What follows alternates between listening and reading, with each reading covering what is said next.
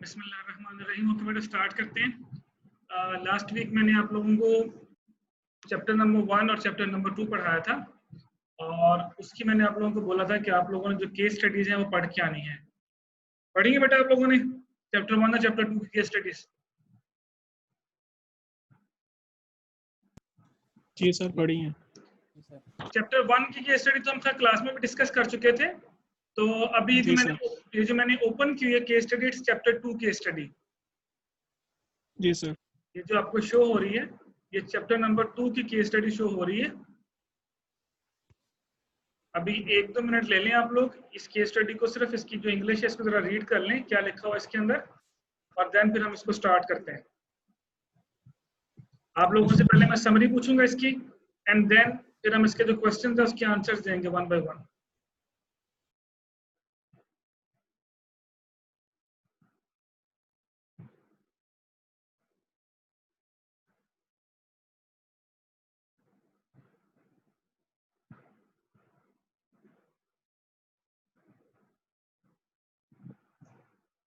जी कामरान बेटा, बढ़िया case study.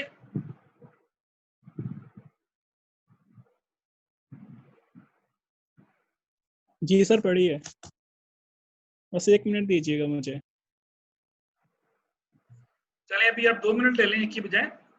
ये मैंने आपके सामने ओपन किया हुआ है, इसको जस्ट आप रीड कर लें, वरना आप अपने लैपटॉप के ऊपर अपने पास भी खोल सकते हैं। ये बुक मैंने आप लोगों के साथ शेयर की हुई है। यहीं से हम स्टार्ट करेंगे। It's chapter number 2 case study number 2, और ये आप लोगों को मैंने असाइनमेंट के तौर पे भी दी थी कि आप लोगों ने मुझे आंसर लिख के देने हैं इसके क्वेश्चंस के। डेफिनेटली आपने तब भी पढ़ी होगी, लेकिन इसको हम ब्रीफली एक्सप्लेन करेंगे, देन फिर हम स्टार्ट करेंगे न्यू चैप्टर, चैप्टर नंबर 3।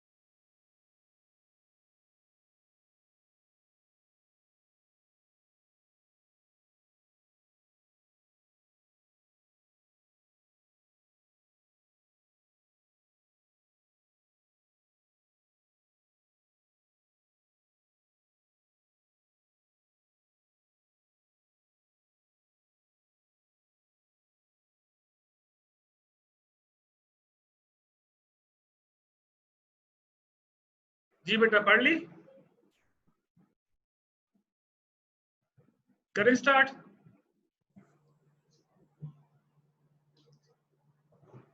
एक मिनट सर। जी सर। बेटा ये मैंने आपको एक वीक दिया था, अभी आप लोगों का 1 मिनट नहीं खत्म होना, तो हमने क्लास नहीं लेनी? अगर यहीं पे आगे पढ़ना हो तो मुझे पहले बता देते।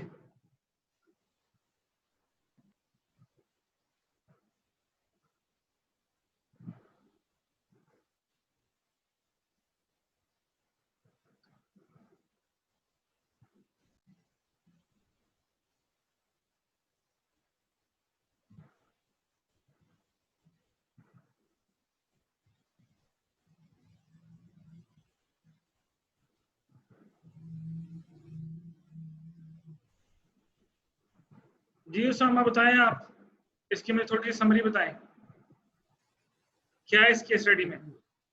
सर इसका जो CFO है वो बैन हो गया, और जो हमने पहले चैप्टर में केस स्टडी पढ़ी थी उससे मतलब आगे मुझे लगती है उससे ना मिलती। तो इस जो इसकी उन्होंने पिछले डिसीजन लिए थे मेरे ख्याल से जो पिछली केस स्टडी में, उसके हिसाब से जो उनकी जो डिमांड है उसमें ना डिक्रीज आया है। तो जो उनकी डिमांड में डिक्रीज आया, और जो वो लगा रहे हैं कि जो थोड़ा हमारी लाउड बोलो जो बेटा, पोस्ट लाउडली है, बोलो, थोड़ा लाउडली बोलो ताकि बाकी लोगों को भी समझ आए क्या बोल रहे हो आप। ऊंचा बोले थोड़ा। क्या घर वाले मना करते हैं कि ऊंचा नहीं बोलना? जैसे थोड़ा मसला है। हम्म। जी सिद्धरा बेटा आप बताएं।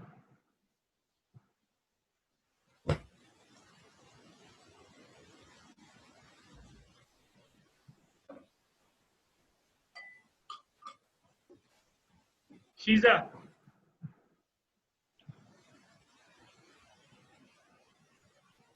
जी सर, कौन सा क्वेश्चन पूछे थे आप, जरा रीड कर दें। बेटा मैंने केस स्टडी नंबर 2 ओपन की हुई है, मैंने कहा इसकी समरी बताएं क्या है इस केस स्टडी में, इसमें क्या अच्छा क्या लिखा हुआ है इसमें, उसके बाद क्वेश्चन सर, पूछे। 5 मिनट, सर 5 मिनट दे दें, 5-10 मिनट, फिर हाँ बता देती हूँ। 5-10 जी सर मैं मैं बता दूं सर? चलें कामरान आप बोलें। जी सर, सबसे पहले ब्लेड्स थे ना, वो उधर से ना रबड़ इंपोर्ट कर रहे थे, क्या नाम है, पिछली केस स्टडी में थाई से, ठीक है। तो लेकिन उसमें ये हुआ कि उसमें ना उनको कॉस्ट एडवांटेज था, लेकिन वो देख रहे थे आगे ना कंपेटिटर ज़्यादा हो गए हैं, इस वजह से ना तो हमें ये मतलब कि कॉस्टली पड़ेगी यहाँ पे इंपोर्ट करना, ठीक है। तो फिर वो क्या करते हैं कि हम किसी तरीके से ना वहाँ पे जाते हैं और वहाँ पे जाके सबसे पहले अपनी कोई ब्रांच या सब्सिडरी ओपन करते हैं। वो देखते हैं कि हम सबसे पहले कैसे जाएं। वो पूछते हैं कि वहाँ पे ना जो इन्फ्लेशन रेट है फ्यूचर में ना हाई होने का इम्कान आते हैं उधर के हाई के। आप मुझे केस स्टडी नंबर 1 बता रहे हो 2 बता रहे हो? 2 सर। अच्छा ठीक है आगे। जी सर। तो फिर वो बताते हैं कि आपने बताना है कि वो किस तरह वहाँ पे जाएं और इन्फ्लेशन रेट कैसे उन पे अफेक्ट करेगा, और ठीक है।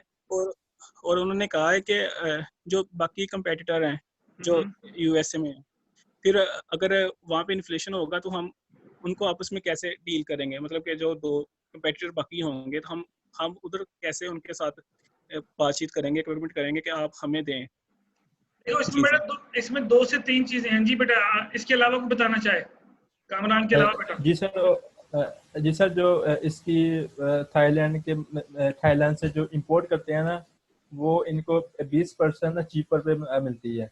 अच्छा और जो इनकी करंटली वो है, मतलब सेल्स है, वो है आई थिंक वो लिखा हुआ $20 मिलियन है।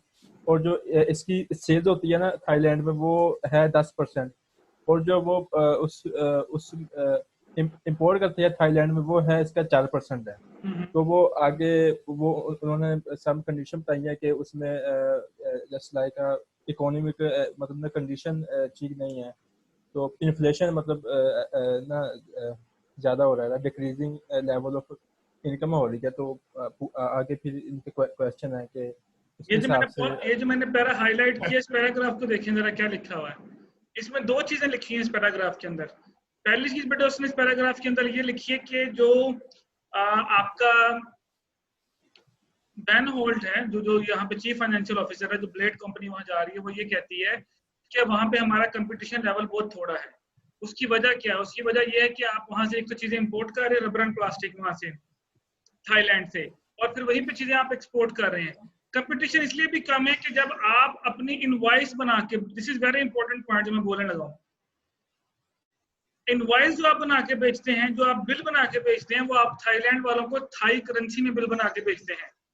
इससे फायदा क्या होता है कि जो थाईलैंड वाले हैं उनको एक्सचेंज रेट रिस्क फेस नहीं करना पड़ेगा। ये वही बात हो गई कि अगर अमेरिका से मुझे कोई चीज आती है और वो कहते हैं कि आपने 1 लाख पाकिस्तानी रुपया पे करना है, तो मैं तो 1 लाख रुपया ही पे करूंगा, चाहे मैं आज पे करूं चाहे मैं 3 महीने बाद पे करूं, मुझे 1 लाख रुपया ही पे करना है।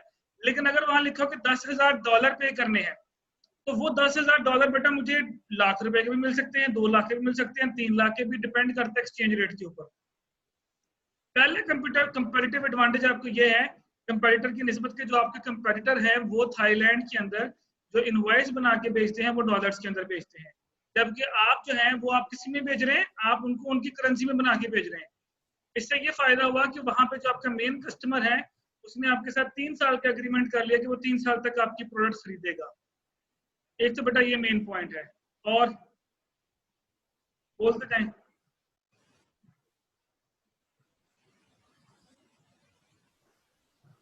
इस पैराग्राफ से आगे पढ़ें।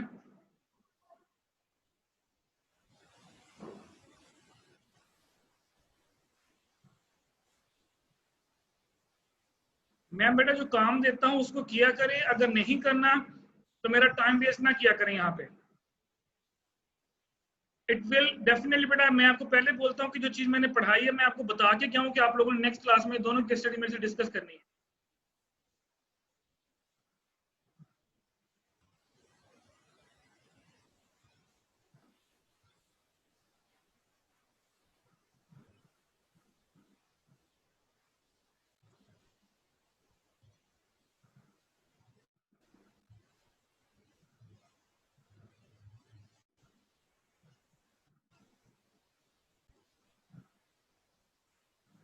जितनी भी केस स्टडीज आप आएंगी हर चैप्टर की वो आप खुद करेंगे and it's part of your course outline. उसमें से आपको क्वेश्चन लाजमी आएगा, चाहे पेपर में आए चाहे आपको जिस तरह से मर्जी आए, वो आप आपने खुद करनी है, खुद पढ़नी है। स्टार्ट करते हैं चैप्टर नंबर 3। लास्ट टाइम मैंने आपको चैप्टर नंबर 1 और चैप्टर नंबर 2 पढ़ाया था। अब चैप्टर नंबर 3 हम पढ़ेंगे कि चैप्टर नंबर 3 में क्या था। The name of the chapter is international financial markets. Financial markets क्या होती हैं जी कामरान? सर फाइनेंशियल मार्केट्स होती हैं जहाँ पे बॉन्ड्स और ट्रेजरी बिल वगैरह की सेल और परचेज होते हैं, सिर्फ फाइनेंशियल मार्केट कहते हैं। बस ये तो चीजें सेल परचेज होती हैं। नहीं सर, करेंसी की भी एक्सचेंज वगैरह होती है। और शीजा? Securities sir. सिक्योरिटीज, ठीक है। सर इसमें एक इन्वेस्टर का सेक्टर होता है और एक जो मतलब इन्वेस्ट करते हैं उनका सेक्टर होता है, और इनके दरमियान में मुख्तलिफ ब्रोकेज होते हैं। वो बैंक भी हो सकते हैं, वो इंस्टीट्यूट भी हो सकते हैं, वो इंश्योरेंस कंपनीज भी हो सकती हैं। रहमत जी बेटा। जी सर, जहाँ फाइनेंशियल सिक्योरिटीज इंटरनेशनली ट्रेड हो, ट्रेजरी बिल्स से ये तो गवर्नमेंट होता है। हमारा रफी 650 शो हो रहा है मेरे पास।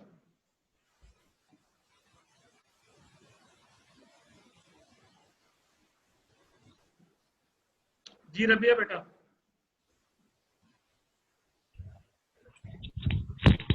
सर ऐसी मार्केट जहाँ पर फाइनेंशियल जो है वो एसेट्स जो है वो उनकी ट्रेडिंग हो, जैसे debentures, shares, currencies, precious metals. ऐसी मार्केट जहाँ पे फाइनेंशियल सिक्योरिटीज की ट्रेड एंड परचेज होती है, बट उनको हम फाइनेंशियल मार्केट्स कहते हैं। उसमें सिक्योरिटीज भी आ जाएंगी, उसमें आपकी, वैसे तो हम करेंसी मार्केट अलग से भी कहते हैं, बट इसमें मोस्टली बट हम यूज करते हैं जिसमें फाइनेंशियल सिक्योरिटीज आपकी इन्वॉल्व होती हैं, like T bills, commercial paper, banker acceptance, bond, shares, like this kind of market. International financial markets भी बेटा वही मार्केट्स होते हैं, डेफिनेटली इंटरनेशनल लेवल पे होते हैं, with out of the boundary of the country होती है, वो आपके अपने मुल्क में नहीं होती, आउटसाइड ऑफ द कंट्री होती है। अब यहाँ पे जो हम डिस्कस करेंगे इस चैप्टर के अंदर, सबसे पहले हम डिस्कस करेंगे कि इंटरनेशनल फाइनेंशियल मार्केट्स के अंदर आपको क्या फायदा हो सकता है। The first topic is investors invest in foreign markets. Okay जी, the first heading is investors invest in the foreign market. चलिए इसको पढ़ने से पहले टेल मी, एक इन्वेस्टर यानी आप एक इन्वेस्टर है, आप फाइनेंशियल इंटरनेशनल फाइनेंशियल मार्केट्स में क्यों जाएंगे जी? क्यों जाएंगे आप? हमें रिटर्न अच्छा मिल रहा होगा। ओके, रिटर्न अच्छा मिल रहा होगा, और डिविडेंड अर्न करने के लिए। वो रिटर्न वाली बात होगी बेटा। और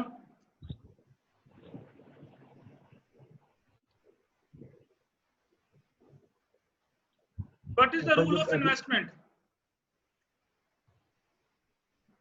सर उस कंट्री में आप इन्वेस्ट करें जिसकी फ्यूचर में करेंसी वो हो, फ्यूचर में करेंसी स्ट्रांग होने के चांसेस हो, और इसके अलावा उससे लोन ले जिसकी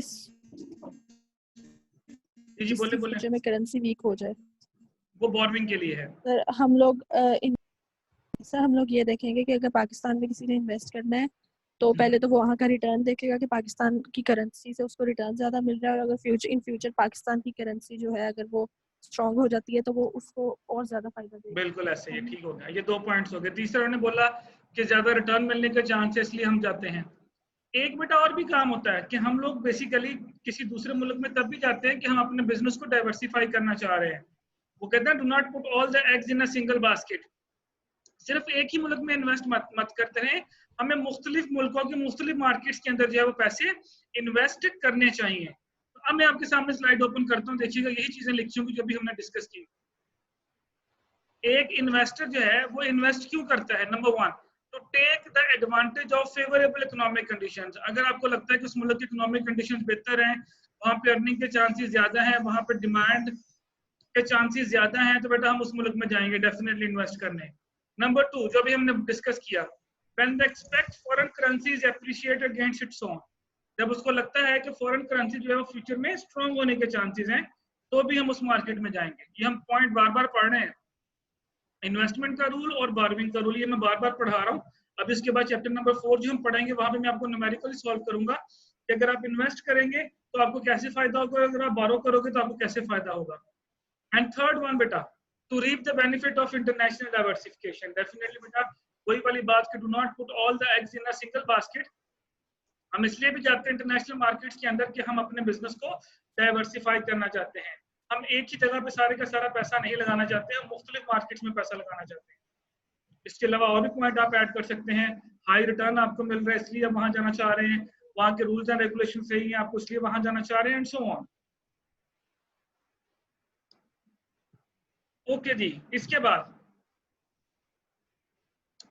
creditors provide credit in foreign market. यानी अगर बेटा आप कोई लोन देने वाले हैं तो आप दूसरे मुल्कों में लोन क्यों देंगे?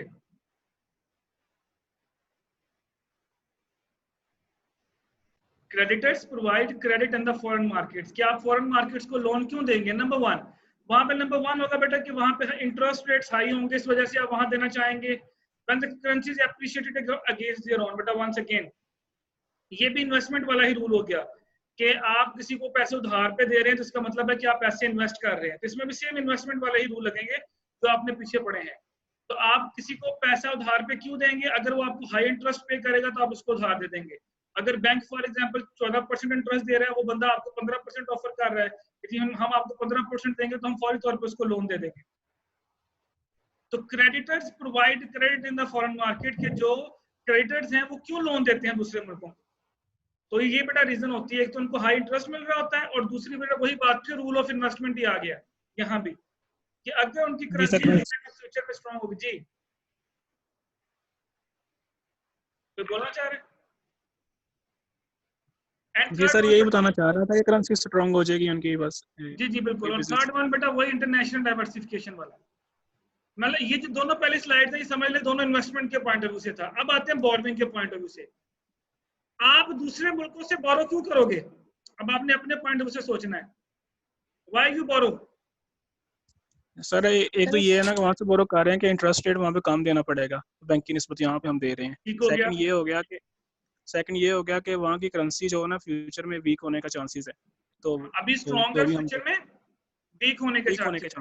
और थर्ड बेटा वही कि लोन सिर्फ एक ही जगह से मत लो, आप मुख्तलिफ जगहों से लोन लो, ताकि अगर आपको एक मुल्क का लोन जो नुकसान पहुंचाए तो दूसरे मुल्कों में आप उसका फायदा मिल जाए। तो सबसे पहले बेटा देखिए, to capitalize the low foreign interest rates. जिन मुल्कों में इंटरेस्ट रेट कम होगा वहां जाना पसंद करेंगे, नंबर 1। नंबर 2, अगर आपको लगता है कि उनकी करेंसी फ्यूचर में डेप्रिसिएट होने के चांसेस है, इन्वेस्टमेंट के लिए एप्रिसिएट होने के चांसेस और बोरोइंग के लिए डेप्रिसिएट होने के चांसेस। तो ये बेसिकली वही रूल्स ऑफ इन्वेस्टमेंट और रूल्स ऑफ बोरोइंग है कि हम इंटरनेशनल फाइनेंशियल मार्केट्स में क्यों जाते हैं, ये बेनिफिट्स लेने के लिए जाते हैं। एनी कंफ्यूजन बेटा? Anyone?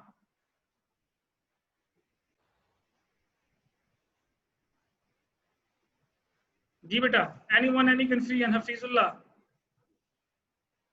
No sir. Sidra? Hafeez? जी सिदरा बेटा?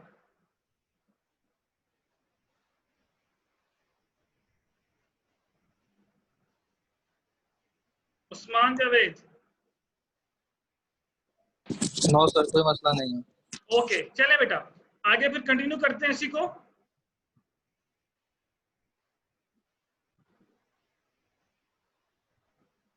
ओके जी बेटा, फॉरेन एक्सचेंज मार्केट। अब यहाँ पे बेटा मैं आपको थोड़ी सी हिस्ट्री बताऊंगा कि जो आपकी एक्सचेंज मार्केट है। अच्छा, अगर मैं आपसे कहूँ डिफाइंड एक्सचेंज रेट, इस तरह हम कहते हैं ना डॉलर 100 रुपए का है, डॉलर 120 का है, डॉलर 140 का है। अगर मैं आपसे कहूँ डिफाइंड एक्सचेंज रेट, क्या डेफिनेशन होगी एक्सचेंज रेट की बेटा? डिफाइन एक्सचेंज रेट, जिस तरह हम कहते हैं डॉलर 100 का है, डॉलर 1000 का है, पाउंड 2 यूरो का है, यूरो इतने का है। अब मैं कहूँ इसको डिफाइन करें इंग्लिश में, तो आप कैसे डिफाइन करेंगे? इसको बोलते हैं exchange rate. What is exchange rate?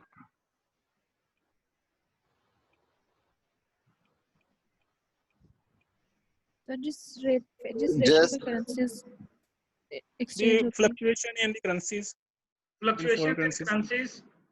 जी रहमत बेटा आप बोल रहे थे सर, जिस रेशियोज पे करंटली जो हमारी करेंसीज है वो एक्सचेंज हो, जिस रेशियो पे हमारी करंट करेंसी एक्सचेंज होती है। तैयब जी सर, यही कि मतलब किस रेट पे हमारी करेंसी एक्सचेंज हो रही है, मतलब किन कंट्रीज के साथ। बेटा ट्रक में बैठ के लेक्चर ले रहे, पीछे हॉर्न बज रहे हैं। जी सर, बाहर ही हूँ मैं। खैर है, जी सर, मुल्तान आया हूँ। तो रास्ते में लेक्चर ले रहे हो? नहीं सर, अभी तो बैठा हूँ, बस निकलने लगा हूँ जैसे। अच्छा अच्छा अच्छा अच्छा अच्छा, चलिए अपनी ना लगा। जी सर।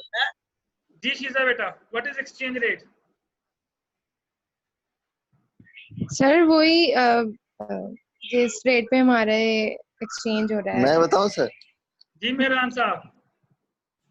मुनीम सर। मुनीम सर जी, सॉरी सर एक्सचेंज रेट वो रेट होती है जिसके मुताबिक हम एक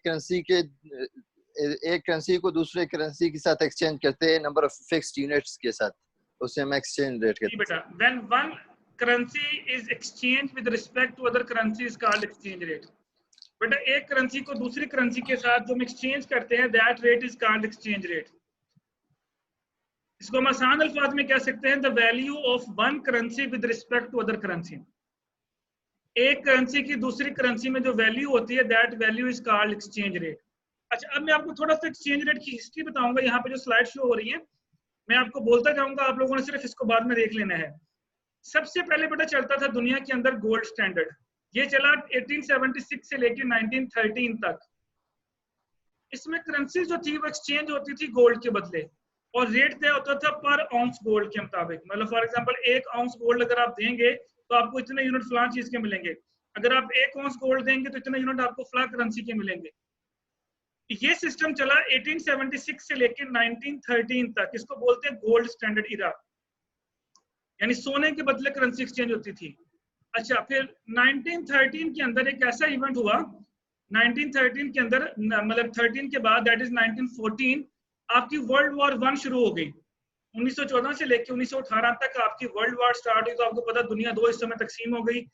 तो उसके बाद ये जो गोल्ड स्टैंडर्ड है ये कुछ कंट्रीज में तो चलता रहा जो आपस में फ्रेंड थे, लेकिन जो कंट्रीज आपस में फ्रेंड नहीं रही वहां पे ये गोल्ड स्टैंडर्ड जो है वो खत्म हो गया।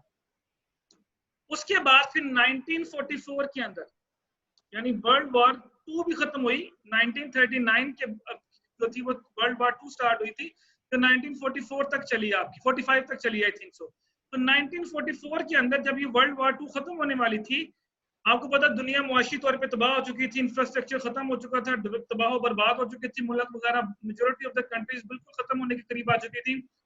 तब इन्होंने एक एग्रीमेंट किया 1944 के अंदर ब्रिटेन वुड की जगह। ब्रिटेन वुड एक मकाम है अमेरिका का, वहां पे ये एग्रीमेंट हुआ 1944 के अंदर।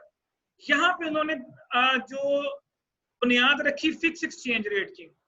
पहला सिस्टम था गोल्ड स्टैंडर्ड, दूसरा सिस्टम आया फिक्स एक्सचेंज रेट, और ये स्टार्ट हुआ 1944 के अंदर ब्रिटेन वुड एग्रीमेंट के अंदर। इन्होंने क्या किया, इन्होंने मुख्तलिफ करेंसीज को जो है उनका जो एक्सचेंज रेट है वो फिक्स कर दिया। डॉलर को यूरो के साथ फिक्स कर दिया, यूरो को फलां के साथ फिक्स कर दिया। फॉर एग्जांपल अगर मैं कहता हूँ $1 जो है वो 100 रुपीज के साथ फिक्स कर दिया, एग्जांपल दे रहा हूँ, उसमें उन्होंने ये लाजमी ऑप्शन रखी कि आपकी जो करेंसी है वो मैक्सिमम 1% तक एप्रिसिएट या 1% तक डेप्रिसिएट हो सकती है। यानी अगर डॉलर 100 रुपए का फिक्स कर दिया आपने, तो मैक्सिमम चेंज जो डॉलर में हो सकती है वो 1% हो सकती है। यानी 100 का 1% ले 1 रुपीज, तो मैक्सिमम जो डॉलर है वो 101 रुपए का हो सकता है या 99 रुपीज का हो सकता है। अब आपको पता है कि चाहे जो मर्जी मार्केट में हो जाए, डॉलर ने मैक्सिमम या तो 101 पे जाना या 99 पे आना, या उसने 100 पे रहना है। इससे क्या हुआ कि लोगों के कुछ स्टेबिलिटी मिल गई एक्सचेंज रेट के अंदर, और उनके जो कारोबार है वो बेहतर होना शुरू हो गए। ये सिस्टम चला 1971 तक। 1971 में अमेरिका ने ये एग्रीमेंट तोड़ दिया, हालांकि करवाने वाला भी अमेरिका ही था, लेकिन उसने तोड़ दिया। उसकी वजह ये थी कि डॉलर की डिमांड बहुत ज्यादा थी, लेकिन वो मजबूर थे कि वो डॉलर को स्ट्रॉन्ग नहीं कर सकते थे। जिसकी वजह से उनको नुकसान हो रहा था, क्योंकि जब डॉलर स्ट्रॉन्ग होगा तो डेफिनेटली उनको पेमेंट्स कम करनी पड़ती। अब उनको उतनी ही पेमेंट करनी पड़ रही थी जितनी बाकी मुल्कों को करनी पड़ रही थी, तो वो अपनी करेंसी को स्ट्रॉन्ग करना चाह रहे थे बेसिकली। उन्होंने ये एग्रीमेंट तोड़ा, तो जिसकी वजह से बहुत से मुल्कों को नुकसान होना शुरू हो गया। उन्होंने डॉलर स्ट्रॉन्ग कर दिया, काफी ज्यादा स्ट्रॉन्ग हो गया डॉलर। तो उन्होंने जब ये तोड़ा तो फिर बहुत से मुल्कों ने एहतजाज किया कि ये गलत हुआ, जिसकी वजह से उनको लॉस होना शुरू हुआ। फिर 1971 के अंदर ही दोबारा एक एग्रीमेंट हुआ, 71 के अंदर ही, 71 में ही तोड़ा गया ये एग्रीमेंट, और कुछ अर्से बाद 71 के अंदर ही एक और नया एग्रीमेंट किया गया जिसका नाम दिया गया स्मिथसोनियन एग्रीमेंट। दिस वन, ये तो आपके सामने लिखा हुआ शो हो रहा है। इस एग्रीमेंट के अंदर दोबारा से एक्सचेंज रेट फिक्स कर दिए गए। एक्सचेंज रेट फिक्स करने के बाद अब आपको ऑप्शन दी गई कि आप मैक्सिमम 2.25% तक करेंसी को ऊपर नीचे कर सकते हैं। ब्रिटेन वुड एग्रीमेंट के अंदर ऑप्शन थी सिर्फ 1% की। स्मिथसोनियन एग्रीमेंट के अंदर उन्होंने ऑप्शन दी कि आप 2.25% तक जो है वो करेंसी को अप्रिसिएट या डेप्रिसिएट कर सकते हैं। लेकिन बेटा ये एग्रीमेंट भी सिर्फ 2 साल चला, 1973 तक। तो 1973 के अंदर अगेन बेटा अमेरिका ने इस एग्रीमेंट को तोड़ा, और उसके बाद थर्ड सिस्टम इंट्रोड्यूस हुआ, and the name of that system is floating exchange rate. पहला क्या था? गोल्ड स्टैंडर्ड, उसके बाद आया फिक्स एक्सचेंज रेट, और 1973 के अंदर आया बेटा floating exchange rate. Floating exchange rate ये कहता है कि the demand of the currency and the supply of the currency will decide the price. जिस करेंसी की डिमांड ज्यादा होगी वो ज्यादा स्ट्रॉन्ग हो जाए, जिस करेंसी की डिमांड कम होगी वो कम स्ट्रॉन्ग होगी। तो आजकल बेटा जो सिस्टम चल रहा है आपके मुल्क के अंदर, पूरी दुनिया के अंदर, वो फ्लोटिंग एक्सचेंज रेट है। फिर फ्लोटिंग के आगे मुख्तलिफ टाइप्स हैं, वो मैं आपको चैप्टर नंबर 6 में पढ़ाऊंगा। उसमें एक मैनेज्ड फ्लोट होता है। मैनेज्ड फ्लोट ये होता है कि अगर किसी मुल्क को लगता है कि यार मेरी करेंसी बहुत ज्यादा वीक होती जा रही है, तो फिर वो जानबूझ के भी अपनी करेंसी को रोक लेते हैं। तो मैनेज्ड फ्लोट का मतलब होता है कि फ्लोट को रोकना। लेकिन फ्लोटिंग एक्सचेंज रेट का बेटा मतलब ये है कि the market forces will decide the price. Chapter number 4 जिसके बाद हम पढ़ेंगे उसके अंदर मैं आपको सिखाऊंगा एक्सचेंज रेट की प्राइस निकालते कैसे हैं। तो जिस करेंसी की डिमांड ज्यादा होगी वो ज्यादा स्ट्रॉन्ग हो जाएगी, और जिस करेंसी की डिमांड कम होगी वो वीक हो जाएगी। यानी अब कोई रेट फिक्स नहीं है, मार्केट फोर्सेस विल डिसाइड। इसीलिए बेटा डॉलर आजकल इतना स्ट्रॉन्ग होता जा रहा है, तो उसकी डिमांड ज्यादा है। यूरोपियन कंट्रीज ने यूरो क्यों इंट्रोड्यूस करवाया? वो इसीलिए इंट्रोड्यूस करवाया क्योंकि वो सारे के सारे डॉलर पर डिपेंड कर रहे थे। तो डॉलर की जब डिमांड ज्यादा होती थी तो वो बहुत ज्यादा स्ट्रॉन्ग हो जाता था। जब वो स्ट्रॉन्ग होता था तो उनको महंगा खरीदना पड़ता था। उन्होंने अपनी करेंसी इंट्रोड्यूस करवा दी यूरोपियन कंट्रीज के अंदर कि हम यूरो यूज करेंगे।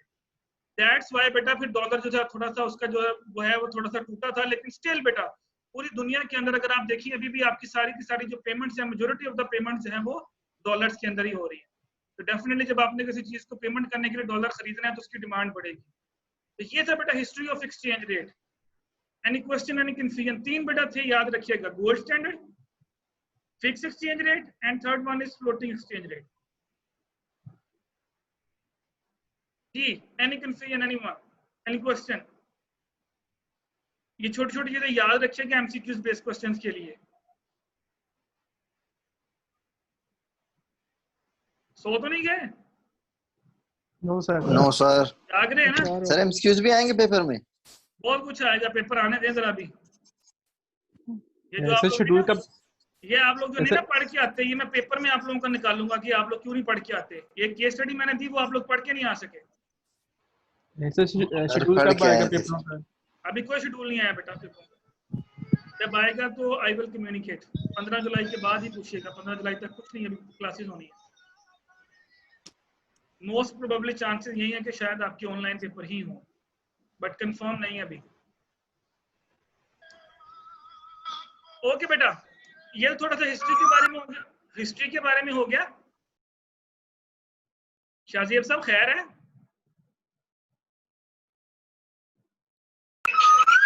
सर ये हमेशा ही ऐसे ही करता है शाहजेब। ओके बेटा, अब जो मैं टॉपिक्स छोटे छोटे से करवाऊंगा दीज आर वेरी इंपॉर्टेंट, और ये बेटा थोड़े से टेक्निकल भी हैं। आपने साथ साथ समझना है कि मैं कैसे करवा रहा हूँ। अपना मोबाइल कैलकुलेटर अपने पास रखें, आप पेजेस भी अपने पास रखें, और एक पेंसिल भी अपने पास रखें। मैं साथ साथ छोटी छोटी एग्जांपल सॉल्व करवाऊंगा जो आप लोगों ने साथ साथ सॉल्व करनी है। ओके, फॉरेन एक्सचेंज ट्रांजैक्शन बेटा, एक होती है बिड प्राइस, एक होती है आस्क प्राइस। बेटा बिड प्राइस होती है आपकी purchase price of something, and ask price is called selling price of something. For example आप कहते हैं जी मेरी जो डॉलर की बिड प्राइस है, जो मैंने डॉलर खरीदा है वो 100 रुपए पे खरीदा है, और जो मेरी आस्क प्राइस है डॉलर की वो मैंने 120 पे बेचा। तो आपने 100 का खरीद के 120 पे बेचा। अगर मैं आपसे कहूँ जी अब आप अपना बिड आस्क स्प्रेड निकाल लें, तो आपने कहा जो फॉर्मूला होगा बेटा वो नीचे लिखा हुआ है, आस्क रेट यानी 120 माइनस बिड रेट जिसपे खरीदा था 100 डिवाइडेड बाय 120। तो वो जो आंसर निकलेगा वो आपको बताएगा bid ask spread. Positive answer आए तो इसका मतलब है कि आपको स्प्रेड प्रॉफिट में हुआ है, नेगेटिव आंसर आए तो इसका मतलब है कि आपका स्प्रेड लॉस में है, यानी आपको उस पर लॉस हुआ है। लाजमी नहीं कि आस्क रेट हमेशा ज्यादा ही हो। हमारी कोशिश तो वैसे यही होती है कि हम लो प्राइस पे खरीद के हाई प्राइस पे बेचें, लेकिन बेटा बात दफा ये होता है कि हम लो प्राइस पे खरीदते हैं तो प्राइस मजीद लो हो जाती है। जिस तरह आपने डॉलर 100 का खरीदा था। सर प्लीज दोबारा बता दें ना, कॉल आ गई थी बीच में तो सुन नहीं सकता। बेटा मुझे बता दिया करें ना, कॉल आ गई थी मैं रुक जाया करता। दोबारा सुन ले। सॉरी सर, वो दोबारा सुने कोई मसला नहीं। Bid price mean purchase price of something, ask price mean selling price of something. आपने एक प्रॉपर्टी का टुकड़ा खरीदा 1 लाख रुपए का, दैट इज बिड प्राइस। आपने उसको सेल कर दिया 1.5 लाख का, दैट इज आस्क प्राइस। अब आपने प्रॉफिट निकालना है तो बिड, इसको बोलते हैं बिड आस्क स्प्रेड। 150 में से यानी 1,50,000 में से 1 लाख माइनस करें, डिवाइडेड बाय 1,50,000 करेंगे। नीचे फॉर्मूला लिखा है ask rate minus bid rate divided by ask rate, ये जो फॉर्मूला लिखा हुआ है। इसके अंदर वैल्यूज पुट करें, मल्टीप्लाई बाय 100 करें तो परसेंटेज में आंसर आ जाएगा। आप यहाँ पे देखें, उसने बोला सपोज बिड प्राइस इज 1.52, आपने 1 पाउंड खरीदा $1.52 का, और बाद में उसकी जो प्राइस होगी वो $1.60 हो गई। $1.52 पे खरीदा, $1.60 पे बेचा, तो 1.60 आपकी आस्क प्राइस है और 1.52 आपकी बिड प्राइस है। देखिए उसने फॉर्मूला लगाया हुआ है 1.60। तो सर ये वही है हम दो वैल्यूज के दरमियान परसेंटेज फाइंड करते हैं। जी वही है, समझ लें। पॉजिटिव परसेंटेज निकले तो इसका मतलब है प्रॉफिट हो रहा है, नेगेटिव परसेंटेज निकले तो इसका मतलब है आपको लॉस हो रहा है। अंडरस्टैंड?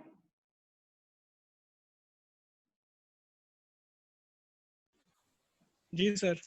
यस सर, ठीक। ओके, अब ये ध्यान में रखिएगा, bid price mean purchase price, ask price mean selling price. ये मैंने आगे न्यूमेरिकल्स करवाने छोटे छोटे। ओके जी, अब आते हैं फॉरेन एक्सचेंज कोटेशंस क्या होती हैं। ये जो आप लिखते हैं जी $1 इज इक्वल टू 100 रुपीज या 1 रुपीज इज इक्वल टू इतने मच डॉलर। अब आप इसको बोलते हैं कोटेशन, इसको मतलब कोट करना। $1 इज इक्वल टू 100। अब मैं अगर आपसे पूछिए कौन सी कोटेशन है, तो बेटा कोटेशन की 2 टाइप्स होती हैं, एक होती है डायरेक्ट कोटेशन और एक होती है indirect quotation. Direct quotation and indirect quotation. Sir repeat करते हैं, पीछे से समझ नहीं आई। कोटेशन बेटा बोलते हैं the value of one currency with respect to other currency, जो आपने लिखी होती है। यानी फॉर एग्जांपल आप लिखते हैं $1 इज इक्वल टू 100 रुपीज, ये कोटेशन है। इस तरह हम कोट करते हैं ना, कोटेशन कोट करें तो इसका मतलब है कि $1 आपको 100 रुपए का मिलेगा। This is quotation. अब ये डायरेक्ट है या इनडायरेक्ट है ये बताने लगा। कैसे पता चलेगा ये डायरेक्ट कोटेशन है, कैसे पता चलेगा ये इनडायरेक्ट कोटेशन है ये कोटेशन।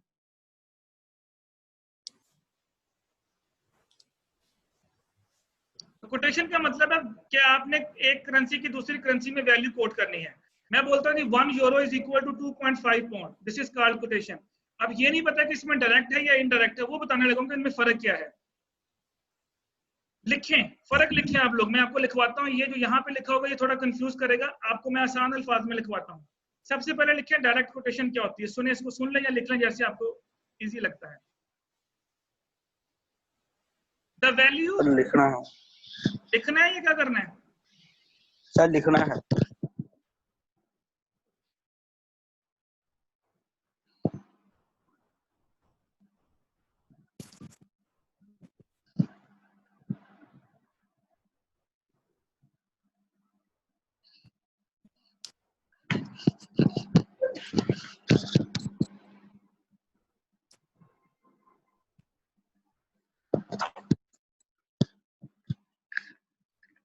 जी लिखें, हाउ मच डोमेस्टिक करेंसी, ये डायरेक्ट कोटेशन की डेफिनेशन दे रहा हूं।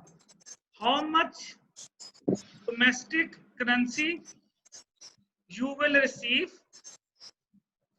how much domestic currency you will receive against a 1 unit of foreign currency. How much domestic currency you will receive against a 1 unit of foreign currency. अगर foreign currency का 1 unit हो तो how much domestic currency you will receive. अभी ये lecture खत्म होगा तो मुझे दोबारा ज्वाइन करेंगे, ये वीडियो खत्म हो जाएगी अभी थोड़ी देर में। ये लिख लिया बेटा पहले? दोबारा एक बार बोल दे, रिपीट कर दें सर। बेटा ये लेक्चर रिकॉर्ड हो गया, इसको फिर दोबारा सुन लीजिएगा। How much, okay sir, how much domestic currency you will receive against a 1 unit of foreign currency, यानी 1 यूनिट ऑफ फॉरेन करेंसी के बदले आपको अपने मुल्क के कितने यूनिट मिलेंगे, that is called direct quotation. For example dollar हमारे लिए फॉरेन करेंसी है, रुपीज आपकी डोमेस्टिक करेंसी है। अगर मैं कहूं जी $1 इज इक्वल टू 160 रुपीज, तो this is called direct quotation. 1 unit of dollar is equal